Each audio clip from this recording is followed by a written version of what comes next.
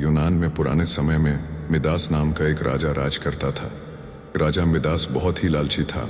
उसकी पुत्री को छोड़कर अगर उसे किसी और वस्तु से प्रेम था तो वह सोना था। सोना उसके लिए सबसे प्रिय चीज थी। वह सोते जागते भी सोने का सपना देखा करता था। एक दिन राजा मिदास अपने खजाने में बैठा सोने की ईंटें और अशर्फियां गिन रहा था। अचानक वहां एक देवदूत प्रकट हुआ और बोला, मिदास, तुम बहुत धनी हो। राजा ने निराश होते हुए कहा, मैं धनी कहाँ हूँ, मेरे पास तो बहुत कम सोना है। देवदूत ने कहा, तुम्हें इतने सोने से भी संतोष नहीं है, आखिर कितना सोना चाहिए तुम्हें? राजा ने उत्तर दिया, मैं चाहता हूँ कि मैं जिस भी वस्तु को हाथ लगाऊं वह सोने की हो जाए। देवदूत मुस्कुराया और बोला, अच्छी बात है, कल से तुम्हारे स्पर्श से हर वस्तु सोने की बन जाएगी। उस रात राजा मिदास को नींद नहीं आई। अगले दिन जब वह उठा तो उसने एक कुर्सी को छुआ और वह सोने की हो गई। उसने एक मेज को छुआ और वह भी सोने की बन गई। राजा मिदास खुशी से झूम उठा और पागलों की तरह दौड़ते हुए अपने बगीचे में गया। वहां उसने फूलों, पत्तों, डालियों को छुआ और सब कुछ सोने में बदल गया। उसके पास अब अनगिनत सोना था, लेकिन खुशी में दौड़ते उछलते मिदास जल्द ही थक गया।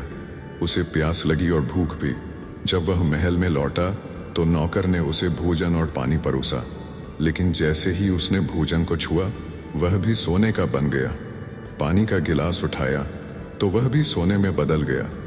अब मिदास के सामने सोने की रोटियां, चावल और सब्जियां रखी थीं, लेकिन वह उन्हें खा नहीं सकता था। भूख और प्यास से व्याकुल मिदास रो पड़ा। तभी उसकी पुत्री खेलते खेलते वहां आई। अपने पिता को रोते देखकर वह उनकी गोद में चढ़ गई।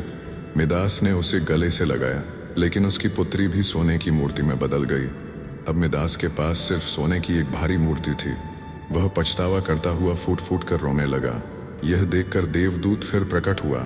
मिदास उसके पैरों में गिर पड़ा और विनती करने लगा, कृपा करके अपना वरदान वापस ले लीजिए।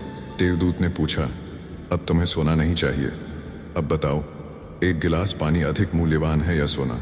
रोटी अधिक मूल्यवान है या सोना? मिदास ने हाथ जोड़कर कहा, अब मुझे सोना नहीं चाहिए। मैं समझ गया हूं कि सोना ही सब कुछ नहीं है। बिना रोटी और पानी के जीवन संभव नहीं है। देवदूत ने एक कटोरे में जल दिया और कहा, इसे जाकर सभी वस्तुओं पर छिड़क दो। मिदास ने ऐसा ही किया। उसने जल अपनी मेज, कुर्सी, भोजन, पानी और बगीचे के पेड़ों पर छिड़का और सब कुछ फिर से पहले जैसा हो गया। इस कहानी से हमें यह सीखने को मिलता है कि लालच करना हमेशा नुकसानदायक होता है।